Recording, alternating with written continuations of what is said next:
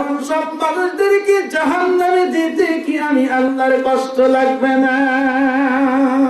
বিসমিল্লাহির রহমানির রহিম। আসসালামু আলাইকুম ওয়া রাহমাতুল্লাহি ওয়া বারাকাতুহু।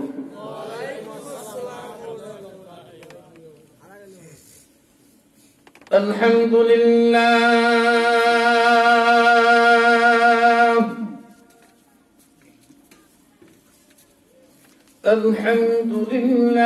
نحمده ونستعينه ونستغفره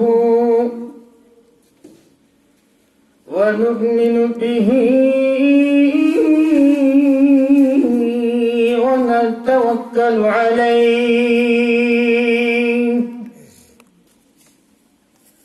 ونعوذ بالله من شرور أنفسنا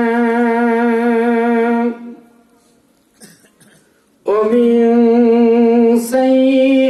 سيئات أعمالنا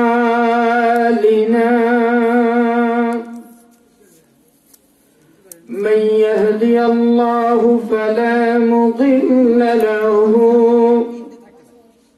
ومن يضلله فلا هادي له ونشهد أن لا إله إلا الله وحده لا شريك له ونشهد أن سيدنا وسندنا حبيبنا طبيبنا وبشير بشيرنا ونذير نذيرنا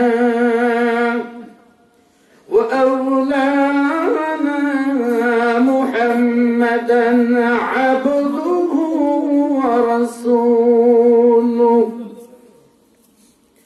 الذي أرسله بالحق بشيرا ونذيرا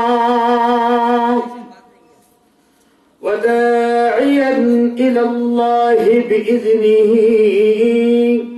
وسراجا وقمرا منيرا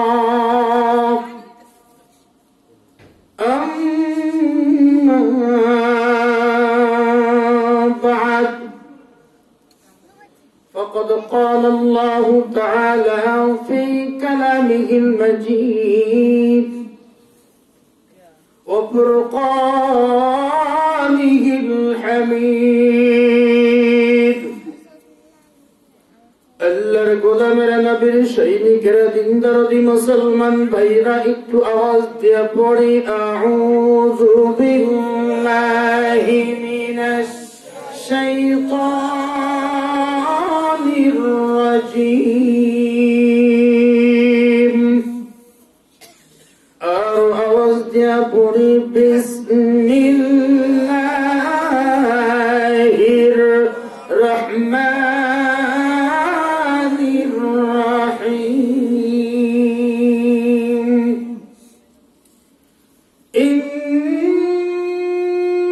ইন্নাল্লাহা ইয়া'মুরুকুম বিল আদলি ওয়াল ইহসান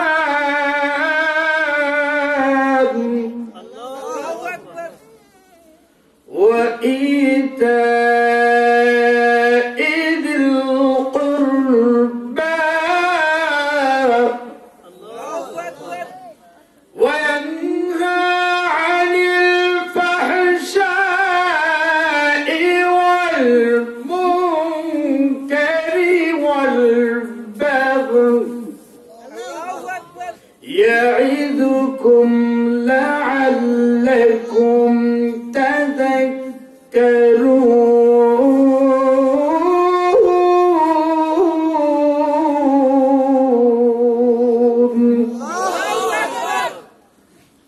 وقال رسول الله صلى الله عليه وسلم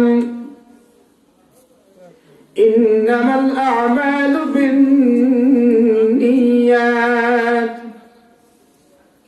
أو كما قال النبي صلى الله عليه وسلم صدق الله المولانا العظيم وصدق رسوله النبي الكريم ونحن على ذلك لمن الشاكرين والشاكرين আমার সাথে সাথে পড়ি আলহামদুলিল্লাহি রাব্বিল আলামিন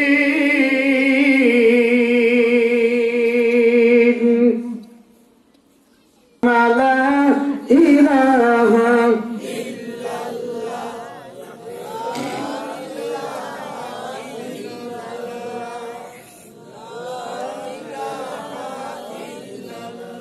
জোর হলো না, আওয়াজ দিয়ে পড়ি লা ইলাহা ইল্লাল্লাহ লা ইলাহা ইল্লাল্লাহ লা ইলাহা ইল্লাল্লাহ লা ইলাহা ইল্লাল্লাহ।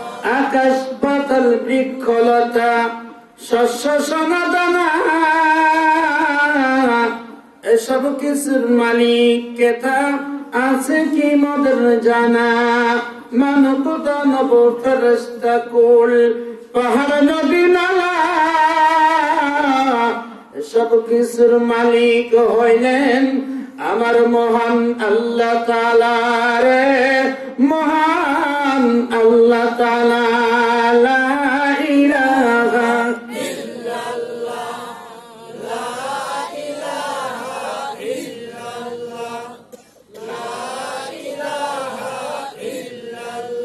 আসমান জমিন সত্তালা সৃষ্টি করছেন এক আল্লাহ আসমান জমিন সত্তালা ধ্বংস করবেন ওই আল্লাহ লা ইলাহা ইল্লাল্লাহ লা ইলাহা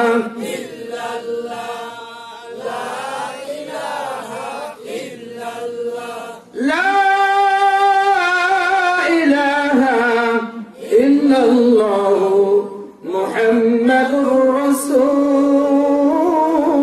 الله صلى الله عليه وسلم নসওয়াকান্দি মধ্যপাড়া বাইতুল আমান জামি মসজিদের উন্নয়ন কল্পে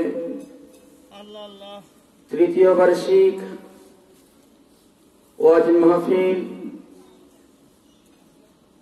27 জানুয়ারি 2021 রোজ বুধবার। আজকের মাহফিলের প্রধান অতিথি শ্রদ্ধাভাজন সভাপতি জনাব মোহাম্মদ শাফুর মেহবুব আমেরিকার প্রবাসী, আমার সামনে বসা মুআজ্জাজ মুকাররম হযরত উলামা ইকরাম, বয়োজ্যেষ্ঠ মুরব্বি নিজাম,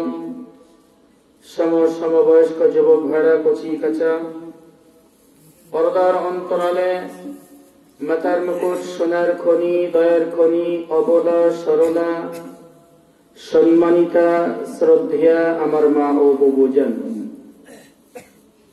আপনাদের প্রতি রহিল আমার আন্তরিক সালাম ও শুভেচ্ছা জ্ঞাপন করে সর্বপ্রথম মহান রব্বুল আলামিনের দরবারে লাখ কোটি শুকর, যে মহান রব্বুল আলামিন আমাদেরকে মাগরিব থেকে নিয়ে রাত্রি 10:30 পার হয়ে গেছে, কনকনে শীতের মাঝে হালকা হালকা বাতাস বইছে, এরপরও আমরা এই মহতি জলসায়ে জান্নাতের বাগানে বসার মতন আমার আল্লাহ সুযোগ করে দিলেন। মহান রব্বুল আলামিনের কত বড় নিয়ামত। আমরা জানি অন্য অন্য অনুষ্ঠানে এর চাইতেও অনেক মানুষ বেশি হইত। আজকের মাহফিলে মানুষ যদিও কম, আল্লাহ রাব্বুল আলামিনের বরকত অসংখ্য অসংখ্য নিয়ামত দিয়ে ভরপুর করা। সুবহানাল্লাহ বলেন। কারণ আমাদের আজকের এই মাহফিলের চতুর্পার্শ্ব দিয়ে আশেপাশে দিয়ে এমন কিছু ফেরেশতারা দাঁড়িয়ে আছে, বসে আছে, আল্লাহর তাসবিহ তাহলিলের মধ্যে লিপ্ত আছে এবং দোয়ায়ে ইস্তিগফারের মধ্যে পাঠরত অবস্থায় আছে। আমাদের জন্য তারা দোয়া করতেছে আল্লাহ রাব্বুল আলামিনের দরবারে, ও মাবুদ করিম, আজকের এই মাহফিলে যত সংখ্যক লোক বসে আছে এদের জীবনের গুনাহগুলো মাফ করিয়া দাও। ফেরেশতারা যদি আমাদের জন্য দোয়া করে, মানুষ তো আমরা বেশি না, অল্প মানুষ, এই অল্প মানুষগুলোর কি আল্লাহ দোয়া কবুল করতে পারেন না? মানুষ যত বেশি হোক না কেন আল্লাহ তাআলার দরবারে এগুলো সব কিছু কবুল হইতে পারে, আমার আল্লাহ রাব্বুল আলামিন করতে পারেন। পারেন কি পারেন না?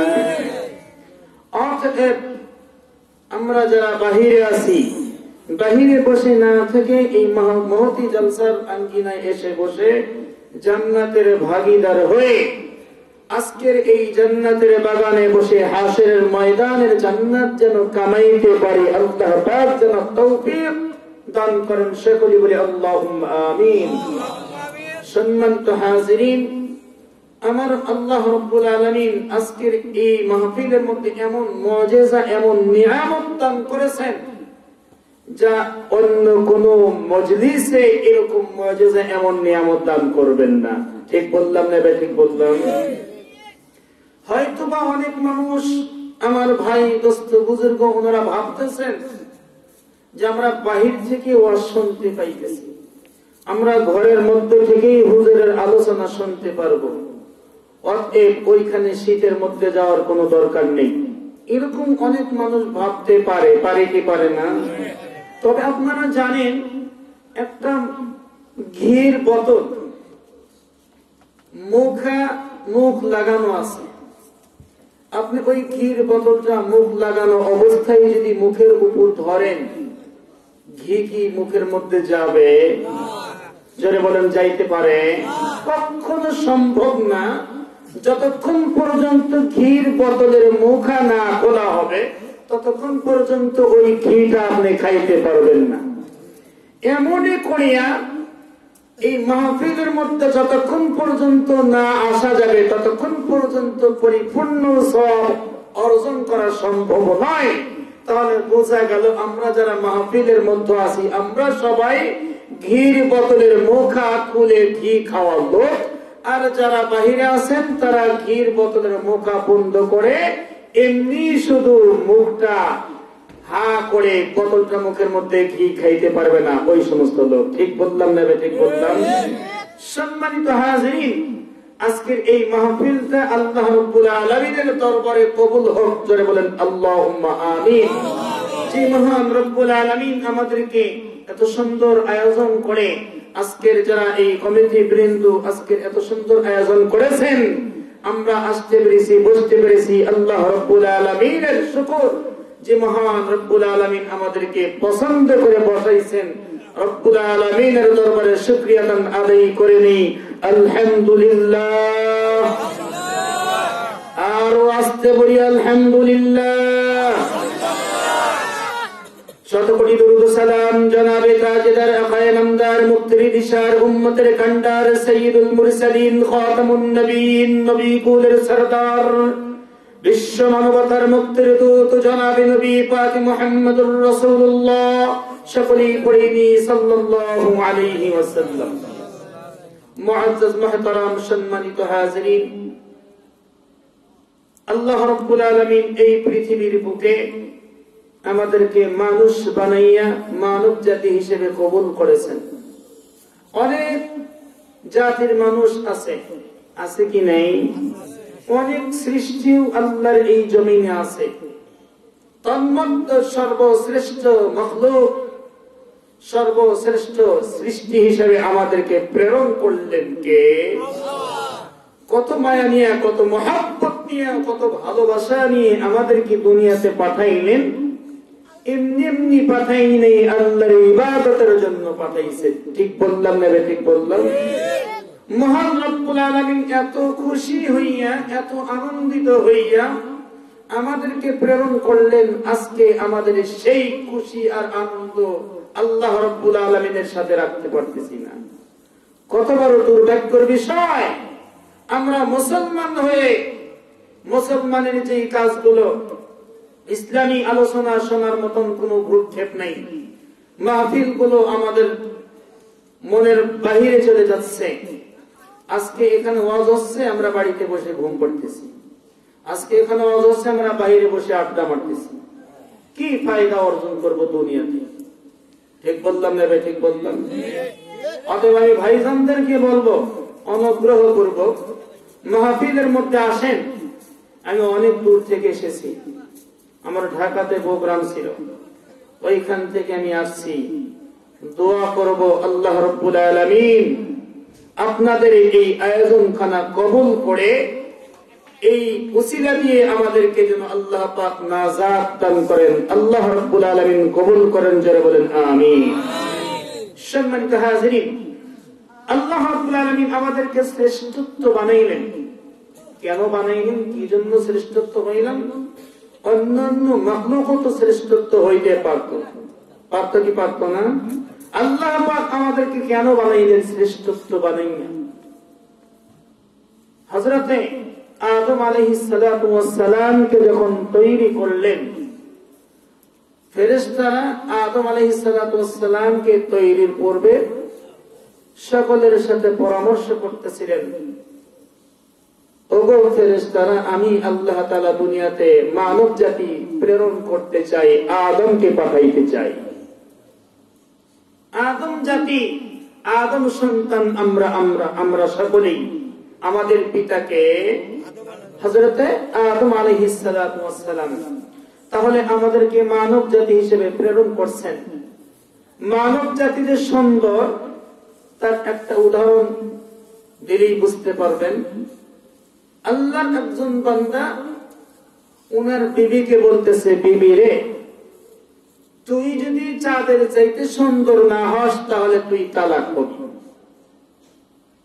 বিবি চিন্তা করলো, আমি যদি চাঁদের চাইতে সুন্দর না হই তাহলে আমি তালাক হয়ে যাব? চাঁদ তো সারা রাত আলো দিতে পারে, আমি তো আলো দিতে পারবো না। মানুষ কি কখনো আলো দিতে পারে?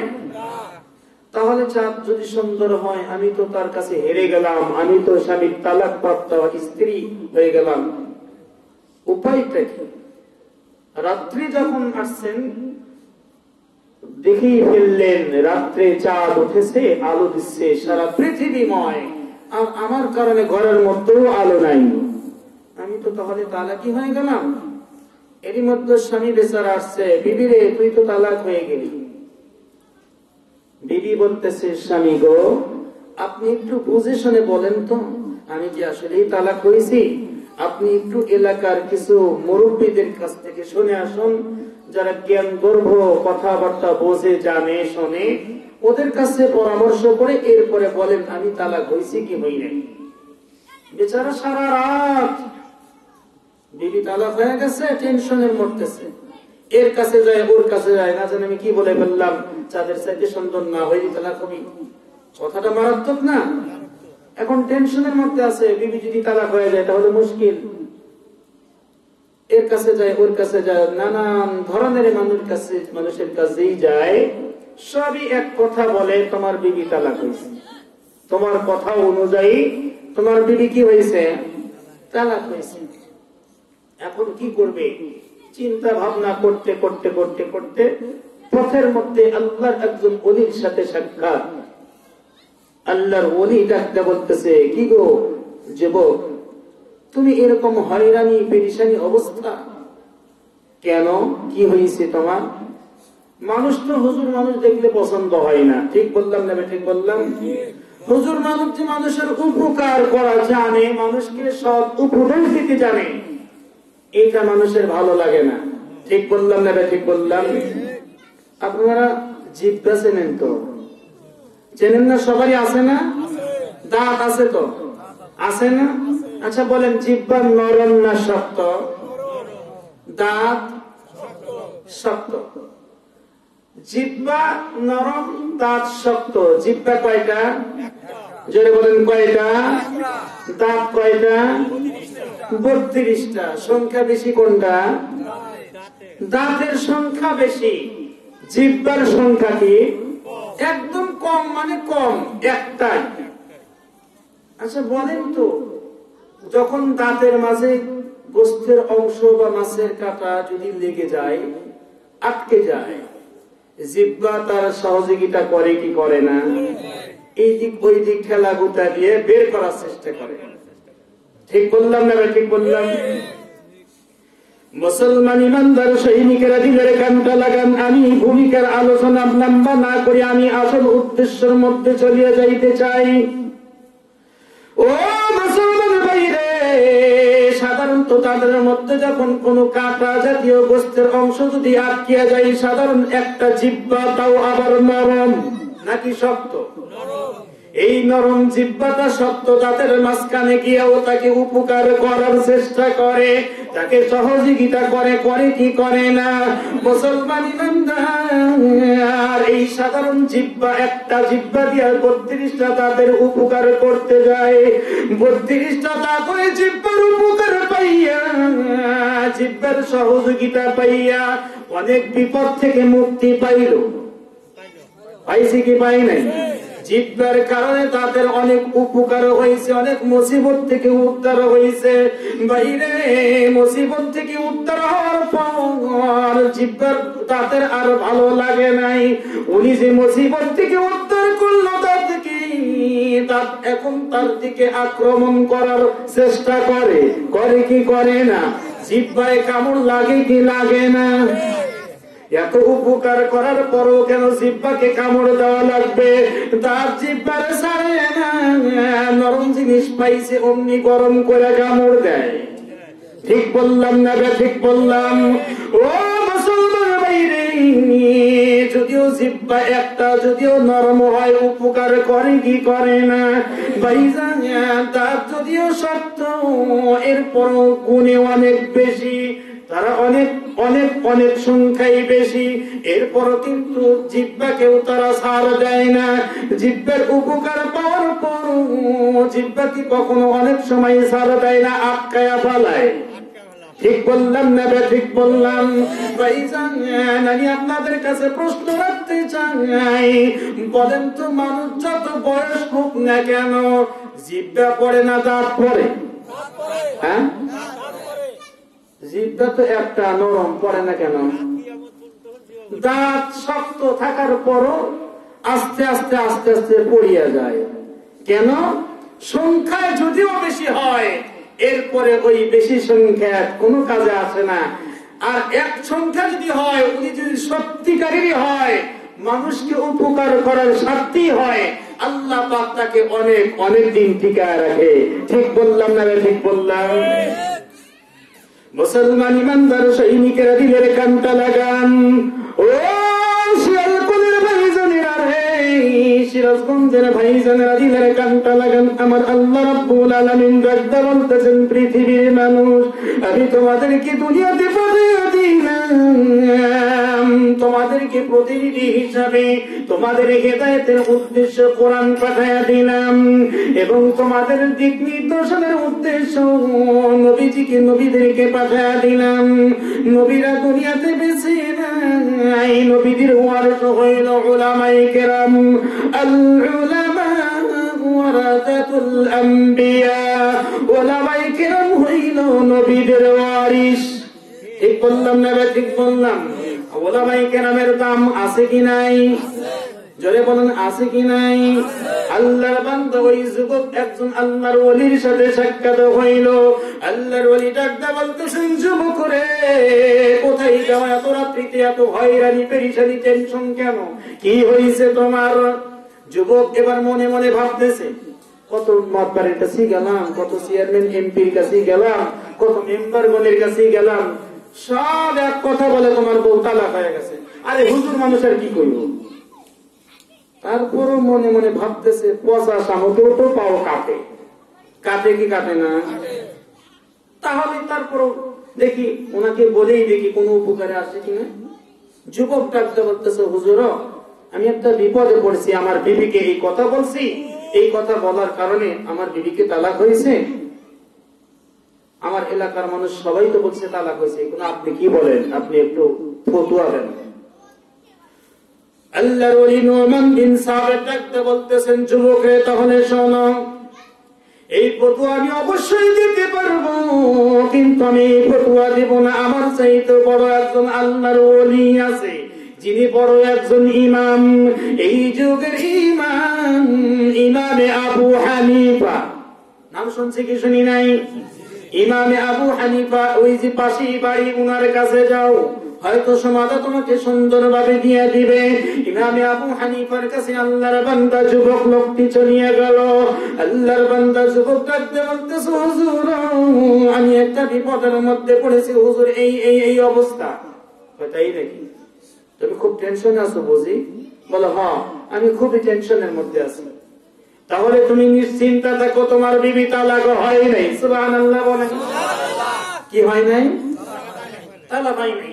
সবার এক কথা, তালাক হয়েছে। ইমামে আবু হানিফা বলতেছে, তোমার বিবি কি হয় নাই? তালাক হয় নাই।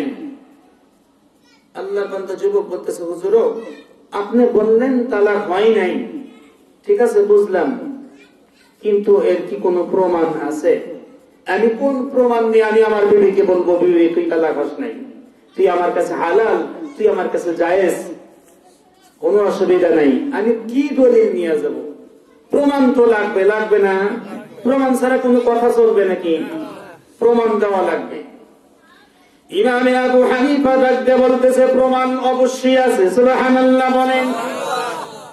প্রমাণটা হইল আল কোরআন, কোরআন শরীফ। কোরআনুল কারীমের মধ্যে আল্লাহ পাক 4 বার কসম খাইছে। কয়বার? 4 বার কসম খায় আল্লাহ পাক ডাকতে বলতেছেন সূরা 3 এর মধ্যে, ওয়াত-তিন ওয়াজ-যায়তুনি ওয়া তুরি সিদ্দিন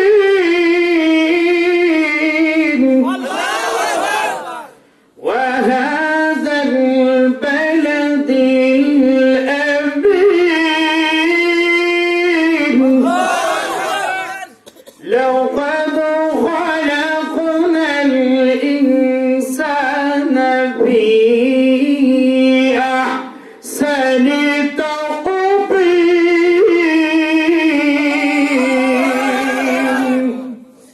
আমার আল্লাহ রাব্বুল আলামিন সূরা 3 এর মধ্যে বলেন, ওয়াত-তিন, তিনের কসম, ওয়াজ-যায়তুন, যায়তুনের কসম, ওয়া তুরি সিনিন, তুর পাহাড়ের কসম, ওয়া হাদাল বালাদিল আমিন, এই মক্কা নগরীর কসম, এই পৃথিবীর কসম, এই দুনিয়ার কসম। আমি আল্লাহ রাব্বুল আলামিন 4টা কসম খায়া বলিতেছি, লাকাদ খালাকনাল ইনসানা ফি আহসানি তাকবীর। আমি আল্লাহ রাব্বুল আলামিন মানুষকে সুন্দর বানাইয়া দুনিয়াতে পাঠাইছি। আর কোন প্রমাণ আছে? এই প্রমাণিত যথেষ্ট। আল্লাহ পাক বলছেন, এইগুলোর কসম করে বলিতেছি। আমরা অনেক সময় কসম খেয়ে কথা বলি না, খোদার কসম। আমার আল্লাহ রাব্বুল আলামিন ওই 4টা কসম খেয়ে বলতেছে, আমি আল্লাহ পাক মানুষকে সব সৃষ্টির চাইতে শ্রেষ্ঠ বানাইয়া পাঠাইছি। তাহলে আমরা শ্রেষ্ঠ, আমরা মুসলমান, আদম জাতি, আদম সন্তান, তারপরও জান্নাতে মেহমান। সুবহানাল্লাহ বলেন। জান্নাতি মেহমান কি জন্য হয়েছি? হযরত আদম আলাইহিস সালামকে যখন তৈরি করছেন, জান্নাতের মধ্যে দিয়েছেন, জান্নাতে পাঠাইছেন। কি জন্য জান্নাতে পাঠাইলেন আমরা জানি। বাবার ওয়ারিশ সম্পত্তি এগুলো সন্তানাদিরা পায় কি পায় না? আদম আলাইহিস সালাতু ওয়াস সালামকে জান্নাত দিয়ে তার নামে দলিল করাইয়া পৃথিবীর বুকে যতগুলো সন্তান আসবে, আদম সন্তান, সব ওই জান্নাতের রেকর্ড তাদের নামে হয়ে যাবে। এই জন্য আল্লাহ রাব্বুল আলামিন বলেন যে আদম জাতিরা ওয়ালাকাদ কাররামনা বনি আদম, বনি আদমদেরকে আমি সম্মান ইজ্জত দান করেছি। আদম আলাইহিস সালাতু ওয়াস সালামের সন্তানেরা জান্নাতি সুবহানাল্লাহ বলে। আদম নবী যদি জান্নাতে যায়, আমরাও জান্নাতে যাব, কারণ আদম আলাইহিস সালাতু ওয়াস সালাম জান্নাতের মধ্যে গিয়ে দলিল রেকর্ড করে নিয়েছেন সন্তানদের জন্য। সুবহানাল্লাহ বলে। আর আমরা সেই আল্লাহকে চিনি না, যে আল্লাহ আমাদের জন্য জান্নাত বানায়া রাখছে। আমরা আল্লাহর নাফরমানি করি, কত এরকম কোরআনের অবমাননা করি, রাসূলকে নিয়ে অনেক কটাক্ষ করে কথা বলি। ঠিক বললাম না? ঠিক বললাম। মুসলমান ইমানদার সৈনিকেরা দিলের কানটা লাগান। ও মুসলমান ভাইরে, আমি যে আপনাদের সামনে আজকের আয়াতে কারিমা তেলাওয়াত করেছি সূরা নাহল থেকে 90 নম্বর আয়াত। আমার আজকের আলোচ্যের বিষয়বস্তু হইল ইসলামী ন্যায় ও সুন্দর আচরণ প্রতিষ্ঠায় শান্তির পথ। ইসলামী ন্যায় ও সুন্দর আচরণের প্রতিষ্ঠায় শান্তির পথ। আল্লাহ রাব্বুল আলামিন যদি কবুল করেন, আমরা এই বিষয়ে শুনতে পারবো কিভাবে চললে ইসলামী আইন অনুযায়ী চলা যায়, কিভাবে চললে সুন্দর আচরণ হয়, কিভাবে চললে শান্তির পথ আমাদের কাছে চলে আসে। এই বিষয়ে আলোচনা করব ইনশাআল্লাহ। আল্লাহ যদি তৌফিক দান করেন। আমরা শুনবো ইনশাআল্লাহ, নাকি চলে যাব? রেখে যাব? থাকবো তো ইনশাআল্লাহ। আল্লাহ পাক সকলকে কবুল করেন, জোরে বলেন আমিন। সম্মানিত হাজিরিন, আল্লাহ পাক মানুষকে বানাইছে জান্নাতের মেহমান বানায়া, আবার ওইদিকে জাহান্নামও বানাইছে। জাহান্নাম কাদের জন্য বানাইছে? যারা আল্লাহর নাফরমানি করবে, আল্লাহর হুকুম মানবে না, তাদের জন্য জাহান্নাম তৈরি করছে। তাহলে আমরা নিজেরা বুঝতে পারতেছি আমরা কতটুকু অগ্রাধিকার আছি, কোন দিকে, জাহান্নামের পথে নাকি জান্নাতের পথে। আল্লাহর হুকুম মানতেছি কি মানতেছি না, আমরা এগুলো বুঝি না। আমরা যদি নিজেদের বিচার নিজেরা করতে পারি, এটাই যথেষ্ট। আমরা ঠিকই বুঝতেছি আমরা কোন পথে আছি। ঠিক বললাম না? ঠিক বললাম। তবে মানুষ জাহান্নামে যাবে, এটা ঠিক। এরপরে মানুষ ছাড়া আর একটা বস্তু জাহান্নামে যাবে, সেটা হচ্ছে পাথর। সেটা কি? আপনারা কথা বলেন না কেন? সেটা কি? পাথর। পাথর দুইটা কারণে জাহান্নামে যাবে। কয়টা কারণ? যারা বলেন কয়টা কারণ? কারণ দুটা শুনবেন না? অবশ্যই বলবো আলোচনার মাঝখানে। মুসলমান ইমানদার সৈনিকেরা দিলের কানটা লাগান। আমার আল্লাহ রাব্বুল আলামিন মানুষদেরকে যে কত মহব্বত করেন, কত ভালোবাসেন। আমার আল্লাহ জান্নাতের মান বানাইছেন, আমাদেরকে দেওয়ার জন্য, জাহান্নামে দেওয়ার জন্য বানাই নাই। ও মেসওয়াতের ভাইজানেরা রে, আল্লাহ রাব্বুল আলামিন নূহ নবীকে ডাকতে বলেন, নূহ নবী শোনো, তুমি একটা মাটি দিয়া পাতিল বানাও তো দেখি। নূহ নবী মাটি দিয়া পাতিল বানাইছে। পাতিল বানানোর পরে নূহ নবী ডাকতে বলতেছেন, আল্লাহ এই যে এত সুন্দর করে মাটি দিয়া পাতিল বানাইলেন, দেখেন কেমন হয়েছে। আমার আল্লাহ ডাকতে বলতেছেন, খুব সুন্দর হয়েছে। আমার আল্লাহ ডাকতে বলতেছেন, খুব সুন্দর করে বানাইছে, এইবার ভাঙ্গিয়া বানা দাও। নূহ নবী ডাকতে বলতেছেন, এত আদর করে যত্ন করিয়া পরিশ্রম করিয়া মাটি দিয়া পাতিল বানাইলাম, ভাঙ্গার জন্য তো বানাই নেই। ভাঙ্গার জন্য বানাইছে নাকি?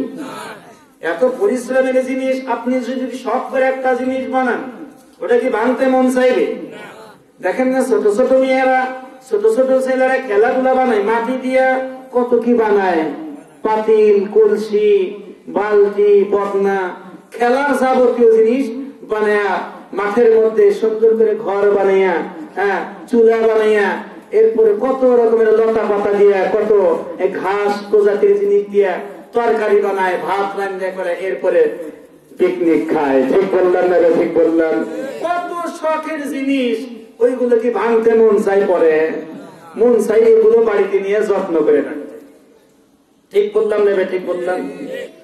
ও মুসলমানের ভাইরে, নূহ নবী এমন সুন্দর করে পাতিলটা বানাইছেন, রংসং করিয়া সুন্দর ডিজাইন করেছেন।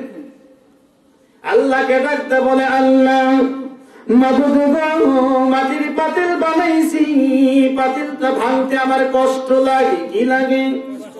কষ্ট লাগে। আল্লাহ তুমি কি জানো না? আমার আল্লাহ জানে কি জানে না?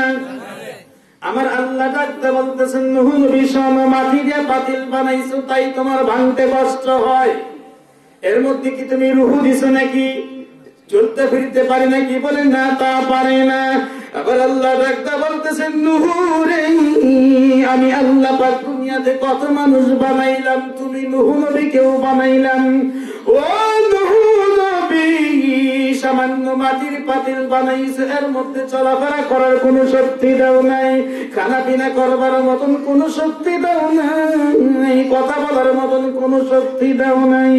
এই সামান্য মাটির পাতিল তোমার যদি ভাঙতে মায়া লাগে, আমি আল্লাহ পাক মানুষকে বানাইলাম, তুমি নূহ নবীকেও বানাইলাম, চলতে ফিরতে যাওয়ার সুযোগ দিলাম, খানা পিনা করবার মতন সুযোগ করে দিলাম, ওঠা বসা চলাফেরা করার মতন সুযোগ করে দিলাম। এমন সব মানুষদেরকে জাহান্নামে দিতে কি আমি আল্লাহর কষ্ট লাগবে না?